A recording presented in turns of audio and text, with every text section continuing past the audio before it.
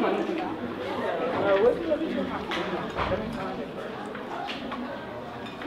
right, I want to welcome everyone to Malvern Books and the Borderless series. This is a truly independent community bookstore. How many of you have never been here before?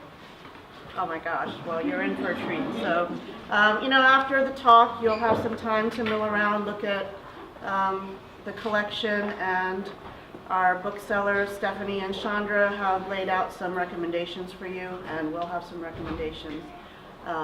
So welcome. Borderless Conversations on Art, Action, and Justice is about the power and role of art in reflecting and changing our world. In this interview series, I've been talking to emerging and established writers about how and why they write and why it matters. And exactly a year ago, or a little bit more than a year ago, I emailed Becky Garcia, who's the manager of the bookstore, and I said, I think we need to have some conversations like this. Are you all interested in hosting them here? And she said yes right away, and it's been such a great match, and all I have to worry about is curating it and bringing the artists, and they bring food, they do these beautiful displays, and it's just been a dream for me.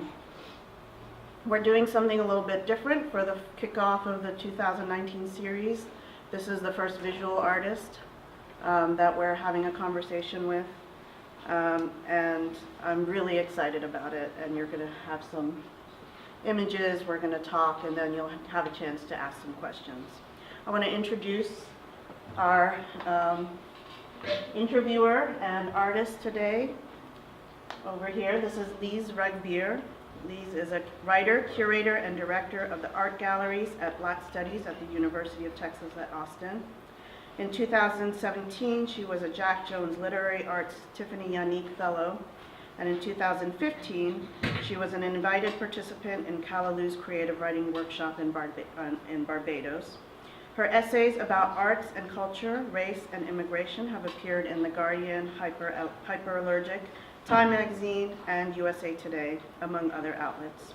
She was born and raised in Montreal and now makes her home in Austin, Texas. So let's give Lise a round of applause.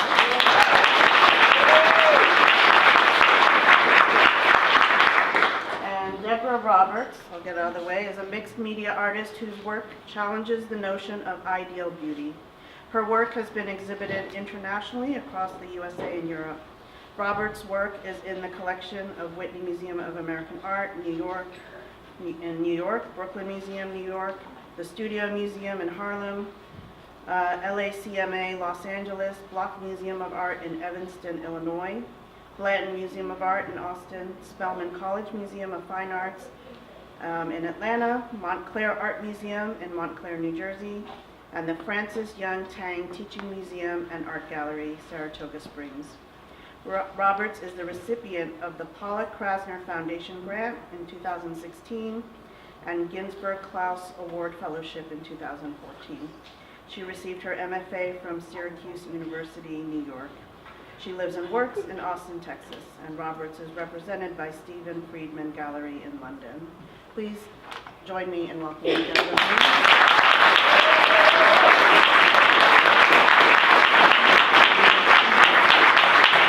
I'm going to turn it over to them. Hi, everyone. Thank you, Troy T., for inviting us to do this in front of so many people. I really thought there would be just a few sprinkling of Austinites, but this is a really great turnout. Troy T. didn't say that she is an author here in Austin, a local author. Her book is beautiful. Don't Mind the Pen, The Pathless Sky, and I think it's on sale here. So, there's a lot of really great talent that's sort of hiding out in Austin. People who live here for, the quality of life, but do big things beyond their life here in Austin, and Deborah is another one of those. So, tonight we're going to talk about the connection between art and activism. Deborah as an artist and as an activist, both, or maybe neither, depending how you look at it. But before we do that, I want to take it back to the earlier Deborah, before you were an artist or an activist. You grew up in Austin. Right. And can you all hear me? Because we really thought there would be 3 people. Okay. Thank you. Okay. You know, the Black community in Austin is it's small, it's shrinking, and Deborah is a native Austinite. We work with a colleague, Stephanie Lang, who claims that, proudly, that she is a 5th generation Austinite. Are you a 5th generation? How far back? 2 generations. Okay. Yeah, my parents moved here.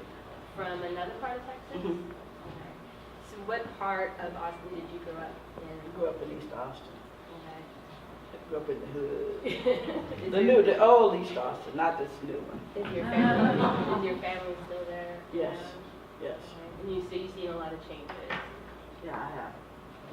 Your family was displaced at all? Or No. They still live in the same house they lived in since I was 6 years old. Wow. So thinking about 6-year-old Deborah running around in East Austin, did that little girl want to be an artist? I guess so. I knew I wanted to be an artist in the 3rd grade. So I don't know how old I was, 8 years old. And so, I went to Sandra Elementary School. And so I just knew already I wanted to be an artist. I started in 3rd grade, went all the way to high school. What made you want to be an artist? I grew up in Montreal, and I like painting and drawing and doing that stuff, but I didn't know that I wanted to be an artist. Mm-hmm. You know, my husband was back here. He says he's known that he's wanted to be an architect his whole life. Right. Did you just have that in you? Was it? I just knew from the 3rd grade that's what I want. I didn't have a label to it. I was a drawer. I liked, drawing things on paper. So I didn't actually, have a language to say I want to be an artist. This is what I'm going to do for the rest of my life. Mm-hmm. So I did it. I used that currency. I used to draw these little race cars and sell them to the other students. And I had my little side business along with the education going. So, yeah. So were you drawing and painting in those earlier days most of the stuff that you saw, or were you just making counterfeit money? No, I didn't have that type of currency. But I mean, I was just doing things that I liked, and, before I actually, started high school, when I started drawing faces in magazines and, models and things like that. My mother always made us read a Bible verse out of her Bible. And, I didn't really care to read the Bible verse, but there were a lot of pictures of Renaissance art in there, and I always loved looking at that. When I had to learn the Bible verse, I just came along with it. I had the same Bible thing. The book in our house that had the most interesting art was the Bible. And you look at the Italian painters and the shadows, and I'm like, my sister and I would say, is that real? It can't be real because Jesus died a long time ago. I'm thinking if it was a photograph, so that was an inspiration for us too. Well, you started out kind of making drawings and paintings of cars as currency, and you get to the point where little girls now play a predominant role, a very important role in your kind of in your career. Do these little girls speak to the little girls? Are there tiebacks to the little girl that you were? No. Well, only thing I would say about that is that one of the things that when you're an African American artist, we talk about hair, body, identity, politics, all those things. And I'm no different from any other artist out there. But what I wanted to do was take a look from the view of a younger person. How do we become these women? And what are the things that we go through? And when do we put on those boxing gloves to protect ourselves, to nurture our families, to be, and sometimes head of the household? So I wanted to go backwards and look at that stuff and how we grew from that. So, some of it has something to do with me. Of course, I'm a woman. But a lot of it is just some of the things that are happening right now in society.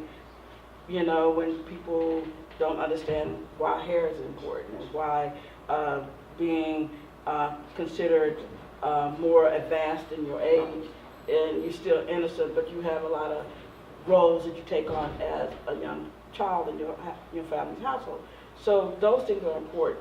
That is a total makeup of who we are as women. So I wanted to explore that. So I've heard in some other conversations you've had that this girl, not some of the newer work that you're making now, but she's of a certain age. She's between like 6 and 7 years old. no, she's between 8 and 10. 8 and 10.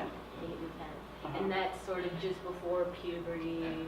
Well, for me, that was when I first started taking control of my hair, what I wanted to do. I was making independent choices.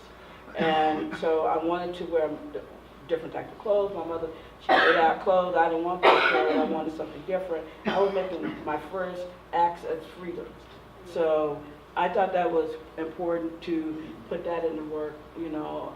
That's why the clothes are so crazy. You know, little kids, they don't know what to put on. And so I like using those types of, you know, symbols in the work. But to be clear, these are representations of little girls, but the images aren't made up of little girls. So can Yeah. you speak about that, or how the images are Yeah. put together? Well, there's a lot of things that happen in these works. I mean, we can talk about this one. This is called Oh Say Can't You See? And this was dealing with the kneeling in football with Colin Kaepernick, and how we are sometimes drawn into these political things as just as black people. And so I wanted to do a piece to show a strong image of a child and then the knee. And sometimes I put, you know, male figures in there because they are influencing our lives. And sometimes there are people who are positive figures and some who are not so positive. It's a Baldwin eye? Yeah, and then I added, you know, well, that I always said that's 4 parts of my work. There's art history, American history, black history, and pop culture. And right now, James Baldwin is just in my work. He's in the literature that I read. He's in the tapes that I listen to. So he's just available. I told my assistants this week, and the new work that I'm doing for my show was, let's not put Baldwin in. And then I have a little sticky Baldwin eye, just waiting to waiting to get onto the canvas. And because everything that he talks about, we're living in. So do you not want to put him in because it's a reminder that we've just not progressed? No, it's too repetitive. I need something to break that thing. I don't like change. Need to find someone new. Let's see. Well, I guess talking about pop culture and the way pop culture sort of factors into a degree into all of your work. We had lunch or breakfast earlier this week, and we were talking about what we're reading and watching, and you mentioned, and this is a little warning for maybe some people, but surviving R. Kelly. Right. And you said that you really did want to give time to him and that topic tonight here. So I want to talk about that. What do you think? You've seen the documentary. Have you seen the whole I saw thing? the whole thing. I watched the first one and I had to stop. But do you think that documentary is going to change anything? I hope so. I hope so. One of the things that documentary was, I think, in my opinion, that was so blatant is that all these girls cried out for help and no one helped them because they wasn't innocent looking enough. In the documentary, one of the jurors on his case said that he didn't believe them, he didn't like how they dressed. And he thought that they asked for that type of treatment. And the Washington Post did a very good article about maybe a year ago, and it talked about how little black girls are seen less innocent than their peers. They're seen more sexual, more aggressive, they don't pay attention and things like that.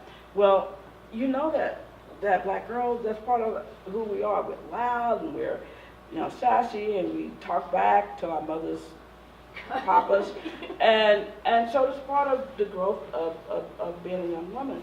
And it doesn't make us less innocent. It doesn't make us not want the same things and be treated as equally as anyone else. And so I think with R. Kelly, when I watched the whole documentary, I mean, and these women, I mean, they cried just a lot. They were so hurt, and no one heard them. No one protected them because no one believed them. They didn't believe that they didn't want that to happen to them. And I just say, what if the roles were reversed? Yeah, R. Kelly, you know, in relationships with 12-year-old white girls, and about 50 of them, all in a row. Will he still be walking around doing the same thing? And I think most of you know, but if you missed the reference, R. Kelly is a R&B singer who had fame in the 90s and has been accused of molesting a lot of underage women. And this documentary interviews 50 of his. yeah, well, not so many.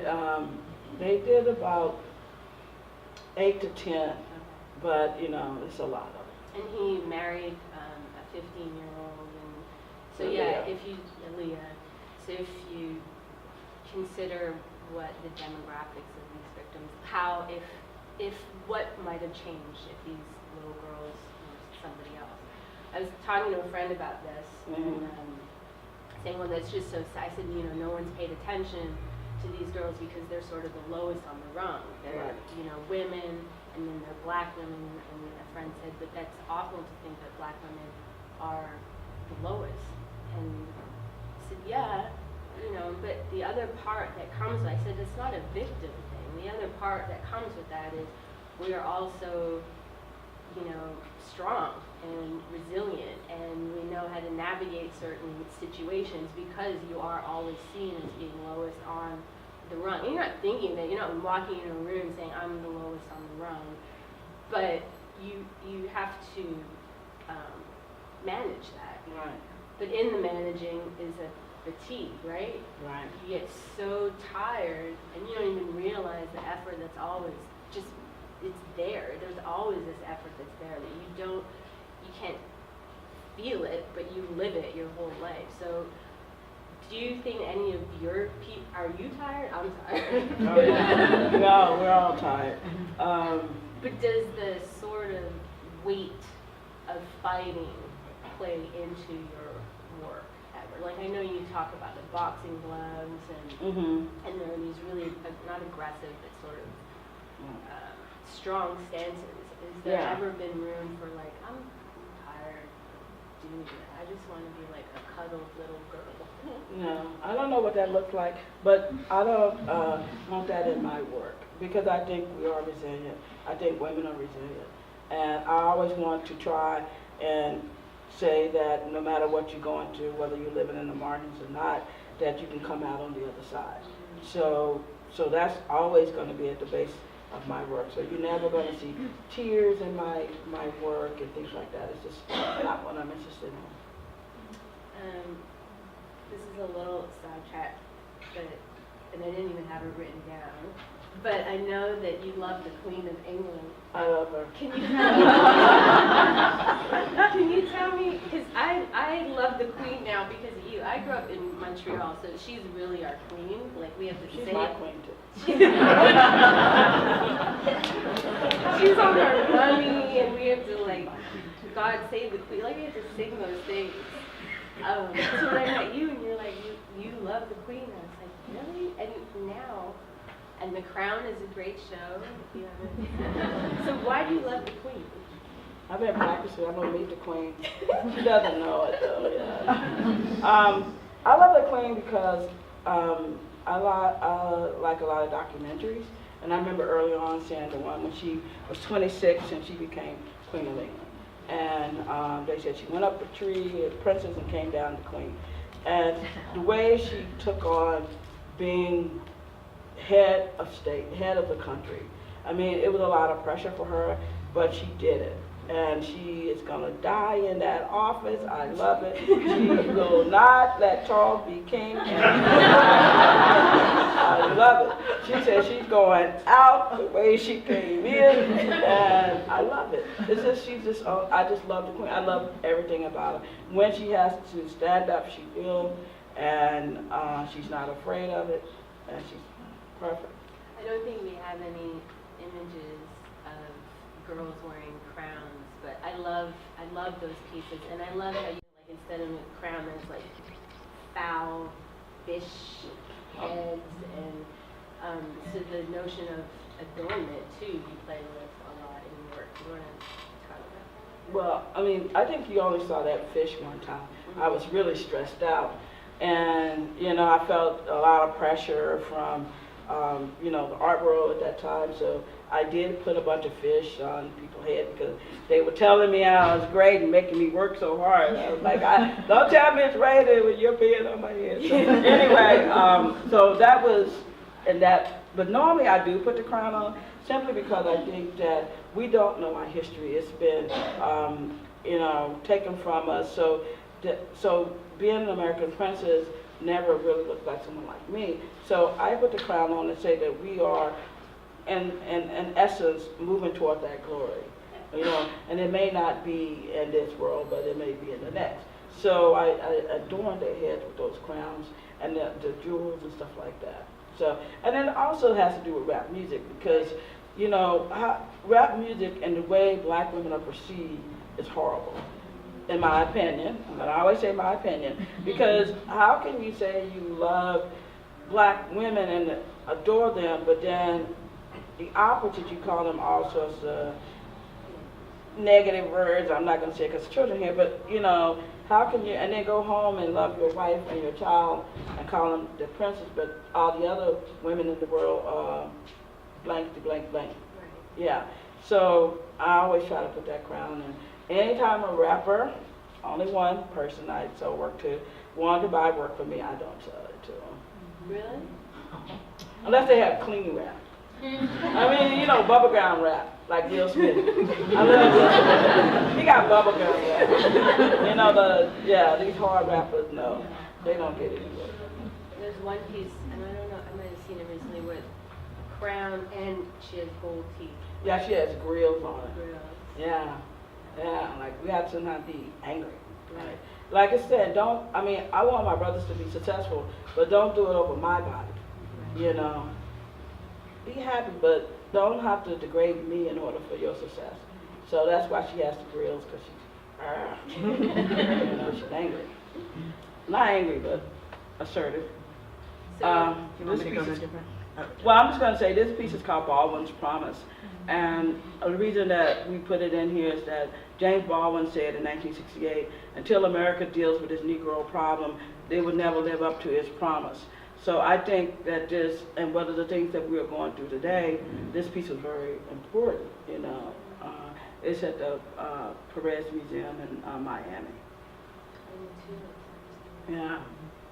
So this kind of leads nicely into another question. I'm jumping around a bit, but do you think as a black artist, your work always has to be saying something profound? It always has to be a reference to Baldwin or the state of where we are, like do you feel a pressure to create that work, or is that something that you want to do? Do you ever just want to make watercolors at the beach, or does it, are you compelled? No, I don't feel any pressure as an African-American artist. I think that a lot of artists feel that it's important, if you feel oppressed, to talk about it in your work. I try not to be preachy in my work, I really do. I'm just trying to engage you in the process of seeing me as a human being. So a lot of people always talk about the collages, why do I add a certain amount of faces? And I tell them why, and not in this Linda Brown piece, because it was a special project for the New York Times, but if we go back to Baldwin Promise, hey, sister.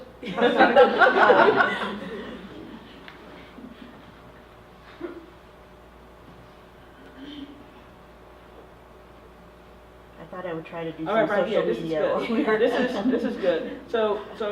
Well, this only has 2 faces, but normally I try to put 3 faces in the work. And what I ask from the viewer, only one thing, is to find my humanity in that. When you're looking and seeing so many faces in there, and once you figure out there's a face, then you make a connection with that person, that image, and therefore we now share this human experience. So I don't want to have to be inhuman for you to see my humanity. And so that's what the collaging is all about for me, that I couldn't do in painting. Are you going back to painting? I am. It's it's coming back. It's making a circle. And how does the paint, so when do you decide to paint something? Does the paint represent a different sort of? No, I think for me the painting, well, this summer I was doing some work and we'll show it, that it required, the work was starting to become larger, but I didn't want the work to become larger for more money. I wanted to naturally seem like it was getting bigger, and it was. So I took a chance and started working on canvas again, and with collage. I was unsure how these images were going to take to the, the canvas and the collage, and it was starting to work out really well. And then what I have to always remind myself is it's mixed media. Don't start painting. Don't get in and fall in love with the strokes of painting, which I do. I have to slap myself. But I try to make sure I don't do that. And so, in some of the works, and the little boys, I added boys to my work this summer, and this piece in particular was a piece that I did based on a true story of American history. This piece is the face of George Stinney Jr. He was a little 14-year-old boy. He's the youngest person ever killed on death row in America. Because he died within 88 days. He was accused of killing these little girls. 3 days later he was arrested. 1 hour later he was arrested. 3 days later he was charged with the crime and convicted, and within the next 70-some days he was executed. And he was accused of carrying 2 little girls across a whole field with no trauma to his feet. He was 90 pounds, and there's no way possible he could have done that. 77 years later, they exonerated him and said that there was no way he could have done it. And because he died so young, it changed the way we kill people on death row. And he was so little on the thing, they had to pile books up to execute him because he was so small. So this was the work that I worked through this summer when painting started to make its entree into my work. Back into my work, actually. So that was a painting? Yeah, it was part collage, part painting. And this was another piece of George. This is another piece of George Stinney. And I put I think I've added a little other faces in there. But we flattened him out by doing a striping technique. And I put him on boots because he didn't have shoes. And he had his clothes really baggy. It wasn't set up for a 14-year-old boy to be in prison. And so that's King George. So I love these King George pieces. It's a horrible story. The work is beautiful and a really sort of poignant way to shift from little girls to little boys, because this is really your first boy. Yeah, these are the first, yeah. And in talking about what we're reading, what we're watching, we talked in the last couple of moments about your love of Toni Morrison in particular, Right. And of the book of Solomon in particular, which for Toni Morrison marks a shift from female protagonist to male protagonist. Right. Did a reread of Song of Solomon prompt the shift to boys, or what prompted the shift to boys? Well, I hope to do boys this year, but so many people were saying, why don't you do boys? Why don't you do boys? And I really didn't want to, but I just, when I was in my studio, I finally got a studio, and a chance for me to experiment a little bit. And I was looking for Dr. King, pictures of Dr. King, and came on this kid, and his face just spoke to me, and I decided to, really work him into work. It was a nice way to get into the studio, to start working, to work larger. And so the boys started to come from that work. And it was really important because you're right. Toni Morrison talks about, feet as freedom. being allowed to go barefoot is an act of freedom, that you're not constrained by shoes or the notion of success or class, that it equalizes everyone when we're barefooted. And so it came into the work that way. And also in the work that I do with the naming, creating names. She talked, where a literate man, when he wanted to name his child, he said, open up the Bible, and he picked a name. It could have been anything. He could have picked anything. I think I have it Yeah, here. right. How his father thumbed through the Bible, and since he could not read a word, this is, I thought, really beautiful for the writers in the room. Since he could not read a word, he chose a group of letters that seemed to him strong and handsome. He saw them in large figures that looked like a tree hanging in some princely but protective way over smaller trees, and how he copied the group of letters out on a piece of brown paper, copied as illiterate people do every curly-Q, arch, and bend in the letters, and presented it to the midway. I'm going to keep reading because it's funny. That's the baby's name. You want this for the baby's name? I want this for the baby's name. Say it. You can't name the baby this. Say it. It's a man's name, and the baby's a girl. Say it. Pilot. What? Pilot. You wrote down pilot. Like a riverboat pilot? No, not like a riverboat pilot. Like Christ-killing pilot. You can't get much worse than that. Much worse than a name. Much worse than that for a name. And a baby girl name? Well, that's where my finger went down at. Anyway, it goes on. And there's another quote about names, and then I'd like to pull up the name pieces.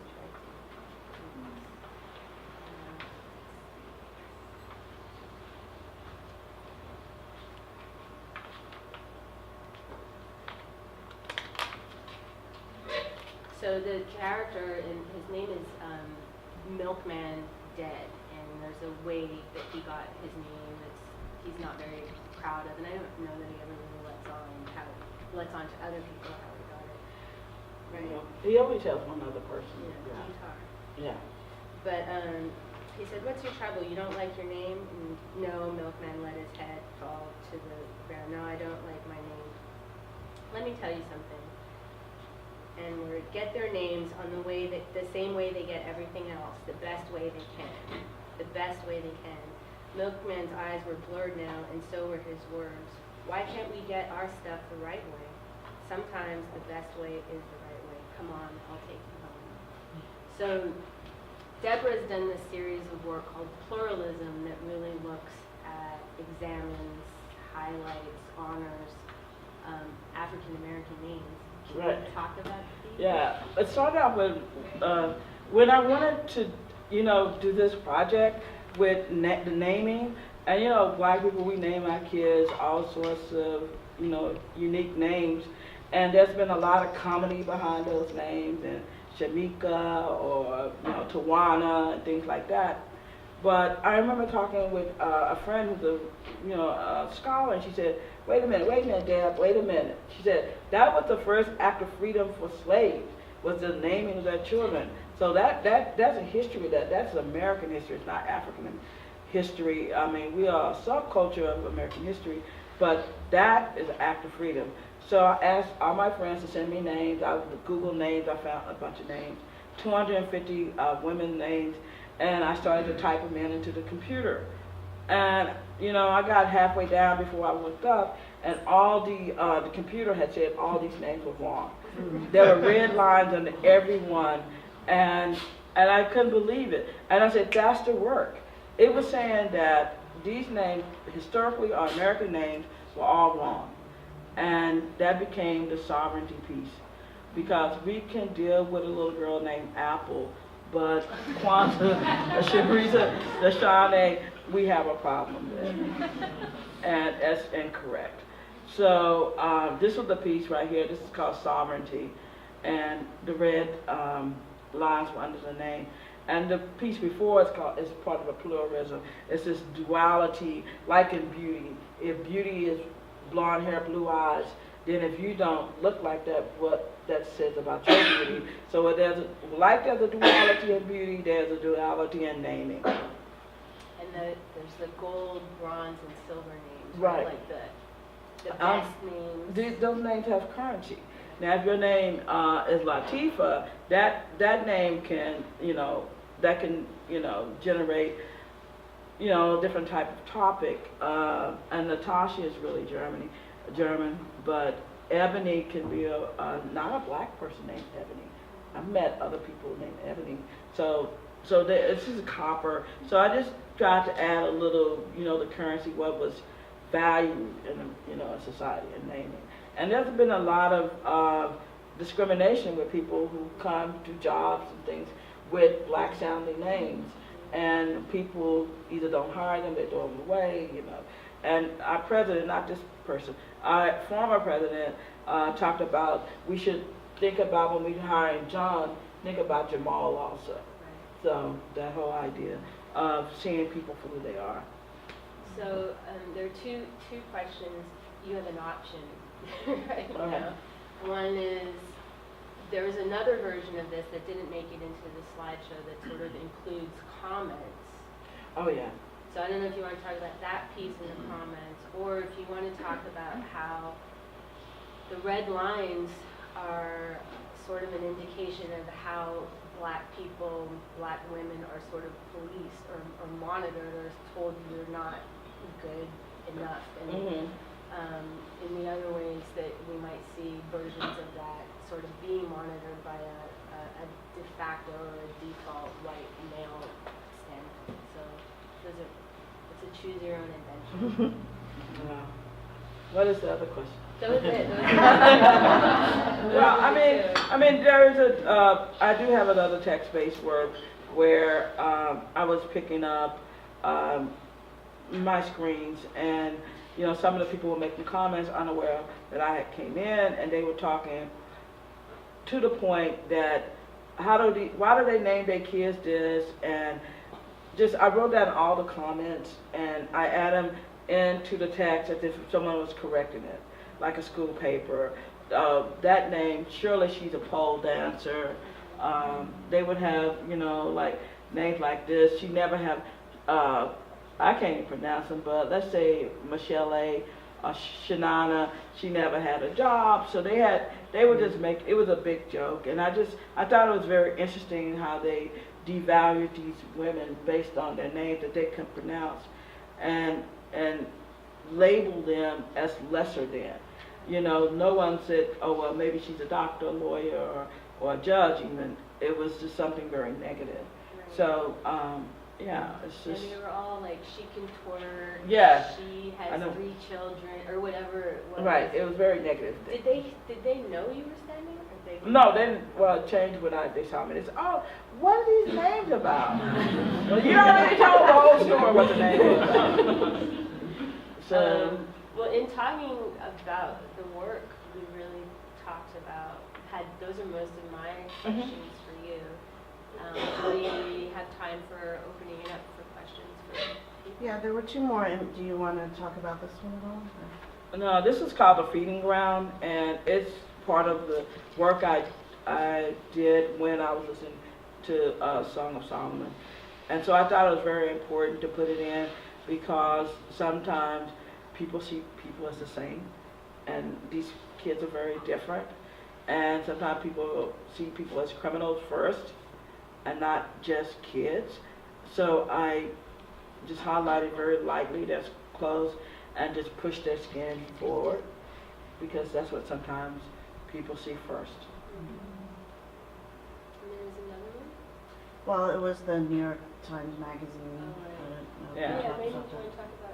Well, I did a thing for the New York Times a few weeks back, and it talked about Linda Brown. She died last year, and it was so significant because her family was at the head of the Brown versus the Board of Education at Topeka, Kansas, which literally changed the way we are taught in school now. And it was so important. They went through so much hell, and their lives were threatened. But they knew it was important. They wanted everything everybody else got, opportunity of the American dream, and that was it. So they asked me who I wanted to do. 2018 who had died, and I chose Linda Brown. Yeah. Well, thank Deborah. You're welcome. I think we're going to have to give you a mic. I have a question. Deborah, you were an artist before you went to graduate school in MFA. Right. What changed in the way you looked at your work from before then till after? African American Studies. I think when I started taking classes at that graduate level and understanding our history, I mean really getting deep, doing that deep dive into history and how important it is and how it supported this work and it's the knowledge of it, it was key to really, you know, unpacking this work and pushing it forward in a language that I thought people could understand. Yeah. I always think it's interesting when artists are asked about wouldn't they prefer to do beautiful art, or to do art that didn't have either politics or pain in it. Because I looked at this art and I'm thinking about the idea of collage in art and what power and healing there must be in taking bits of the broken world and putting them together. And I'd love to hear you talk about that. Right. Well, I think it's important. I think before when I was just painting the face, I always tell people this really was a key to everything. What's his name? He's now Meta World Peace, but he was a basketball player, and he went in to the stands and he was beating up a person.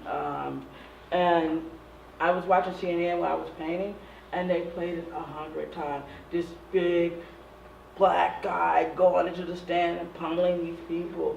And I said, so what was being projected out to the world and what I was painting was so totally different. And I couldn't really say that we're not one thing or the other. We're multiple things, but that negative thing to me was being projected out. So it was important for me to try to figure out how could I show the different pieces of us in order to see the whole, the totality. So it was easier for me to, you know, patch the faces, make a really big eye, almost make it, you know, grotesque in a way, because that is another form of power, because you can use that language to move the work forward. So I started grotesquing the people out, and it brought more attention to it, because then when, just like this one lady said, they're creepy. She said, Deborah, they're just creepy. You know, can I have one? You know, so that I think answers your question in the sense that it's just important. And collage also has had this lesser than type of, you know, if you look at painting and then you look at silk screen and all this. So combining the two and making it is important. Like Romare Beard was my hero. And Wenge Chimutu and different people who have used collage as a way to gain power and influence in the art world. So yeah, it was a way of me thinking about that. Ron Artest, that's what I'm talking about. His new name is Meta World Peace. Yeah, yeah, he's weird. I'm always so taken by when you do your work between the real incredible vulnerability that comes through in the expressions, and then at the same time an aggressive stance, like the boxing gloves, or just a stance of the elbow, or just very minimally executed, but it's just so strong, that contrast between the innocence and the vulnerability and the sort of being a shell or aggressor. Right. Yeah. Yeah. I mean, that's important in the work. I mean, I want these girls to be fearless, but vulnerable at the same time. So if you look at that first piece I had with, Osei, Can't You See, where her arm is really strong, but she has a little baby face. But she's both vulnerable and strong at the same time. And I tell people, just a little correction, when people say that the work is aggressive, I say it's like my driving. I'm not aggressive, I'm assertive. And people are in the way, so I just get on past them. Assertively, not, you know, and I think as women, you know, we are sometimes labeled as aggressive when we're just being assertive women. you know, powerful women, and that's what I want to say in the work, you know, which is important. And not only do we listen to, you know, my assistants are forced to listen to whatever I want to. Well, so when we're not listening to books or Luther Vandross, I want to tell everybody we do listen to Austin Art Talk because it's very important. His podcast, he's standing over there, is amazing. If you guys are not listening to the Austin Art Talk, you're missing out. I mean, Tammy was featured in there, myself and other artists in Austin, and you get to hear, I mean, we talk a lot. I mean, I don't know, I think his face is something about that handsome face. But it's just, we just sit and talk, and I can't believe, don't listen to mine, because I talk too much. But we talk so much, and I just wanted to give him a plug, because it's a very important podcast in Austin, and we should be supporting it. Who are you, person? Scott over there, right? Yeah. What else do you listen to? Right now, actually, I'm reading these essays on Baldwin. This idea, it's a show in New York City. I can't think of the gallery. God Made My Face, and it's based on James Baldwin. No one asked me to be a part of it, but anyway, you know, tears on my pillow. It's so beautiful. Carol Walker, Glenn Ligon, a lot of artists, and it's a drawing that Baldwin did in there. But I love it. God Made My Face, and it's so important in the type of work that I do and stuff like that. So he has some beautiful essays. Let Them Be Dragons or something like that. Very really deep into politics and beauty and identity. So some of it's over my head. I Google what I don't understand. So, that's Well, I it. think that's it. Any other questions? All right. We'll be around, so find them. Let's give Deborah.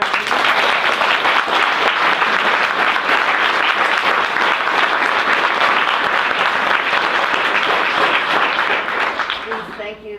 These were wonderful questions. The artwork, I think people would agree, is really transformative.